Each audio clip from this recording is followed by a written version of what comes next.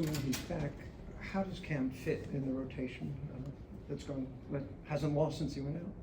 Yeah, we'll plug him in and see what lineups we like him best with, and or we like a scoring punch and some of the things he does. What we are trying to do is work him back into playing shape, and so probably go shorter stints and keep him at a 20-minute maximum range. So fit him in where we feel best, and go from there. The rotation had to change the same day that he went out, so you liked him in that mix with Amen. Do you try and duplicate that the best you can, or do you start fresh? No, we're taking a look at what we liked before he went down and who he worked well with being in there, but at the same point, there was Alperen Sengun in the mix as well, so we'll tweak some things as far as that, but as is the case with a lot of our wings, we like the size, versatility, and stuff he brings, so we feel comfortable putting him in with different lineups, a lot of different lineups. Coach, if Alfie is available to come back before the end of the season, and you all are still making this playoff run, where does he fit into that rotation? Do you change it? I know he's going to be on a minute restriction, but do you automatically insert him into the lineup? Do you bring him off the bench? Have you all looked that far yet? No, I mean, we've discussed all the scenarios. Obviously, I haven't made the decision, and that's totally based on if he's going to be available or not. And so, at that point, would be a good problem to have. Obviously, inserting some of our main players back in, and we'll figure out what works best and where we are. Coach, looking at the streak that you've been on, what has impressed you about this team the most? I'd say the main thing off top is resiliency. A few guys go down. Obviously, starting one of your best players as far as Alperen, and then even with the bench scoring with Cam, it's different guys going down at different times. The group has just came together, found ways to get it done, and guys have had to assume different roles, and so the pace and offense has picked up. Defensively, they bought in on that end, and so some of the same things we saw when Fred was out, or Jabari or Dylan, next man mentality. So guys have stepped up, increased their workload, and also their productivity. So resiliency has been the main thing. No excuses, and we just go about our business.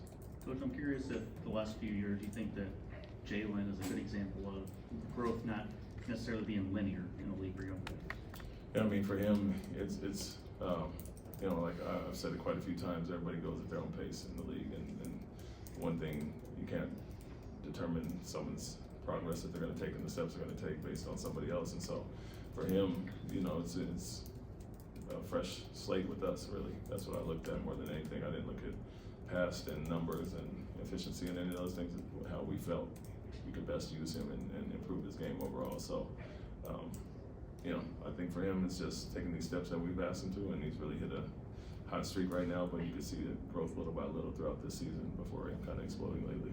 What have you thought about his efficiency specifically over the last couple of weeks? Yeah, it's been great. I think, obviously the numbers stand out, the shooting percentages, and, kind of being on fire from three and those things, but more so than that is taking the shots, taking the right shots, making the right reads. And so if the game presents 10 threes a game, which teams have tried to, make and take to keep him out of the lane, do that confidently. And once you knock those down at the clip that he is, it opens everything else up. But from there, not just being a scorer, being, defensively, he's been on point, rebounding. You see all the, 9, 10 rebound games, and then, being a playmaker. So it makes us just that much better with him and Fred and others, to initiate offense. You mentioned last week that Jeff Green has started to pick it back up again. Obviously, he had a big three in Utah the other night. How important has his resurgence been this month to helping you guys sort of flourish without Sengun? Yeah, I think when you move guys around and, with Jabari in the starting lineup now and how well that Jock is playing, it's just another addition there, and his versatility at the 4 and the 5. We're able to throw him in with a bunch of different lineups as well. So, guys have ups and downs throughout the season. He was, playing extremely well at the start when Jock was out. Jock has come back, and the shooting percentages went down a little bit, but to see him bouncing back now, getting his legs back, and kind of perking up for this home stretch has been big for us. He's hit a bunch of big shots, especially when he's at stretch 5 now too. We know he's going to get those looks, and so I think we welcome him for everybody at different times, and they all come together. You see this run we're on now. Coach, we've seen how the team has been able to gel over time when they finally were able to all get on the same page. How was that for you and your coaching staff going through this progression and being able to get on the same page as well? it can be frustrating at times, while you're waiting for it to happen, but you understand the big picture, where we want to be at the right time. And so, we were all pleased when the start of the season, the guys were grasping everything pretty quickly. Like I said, the hot shooting numbers obviously helped that, and guys were playing through things, so we were happy with that. We kind of plateaued in the middle, and now we picked it back up again. But as I've always said, you see small growth throughout the season, and less mistakes here and there, more communication, better defensive togetherness, and then offensively sharing the ball. So you start to see all those things little by little, and understand if it hits on a more consistent basis, you can go on runs like this, and I think that's what we've done. And so it's been great for us, but we also understand that it doesn't happen overnight, and you have to have some patience with it.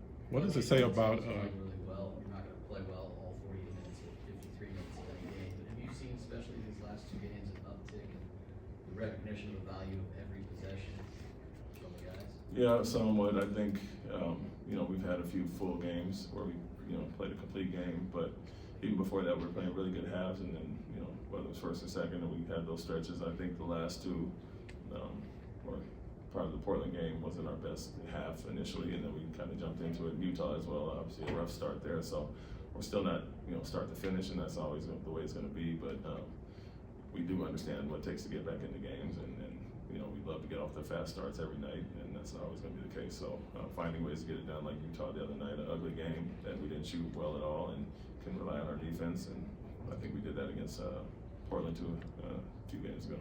Coach, you had an opportunity to coach Kyrie Irving during your time in Brooklyn. What can you share about his skill set? Because so many people like Jalen have said when they played against him, they feel like he might be one of the most skillful players ever. I would echo that statement that he's the best one-on-one player I've ever seen or coached or been around.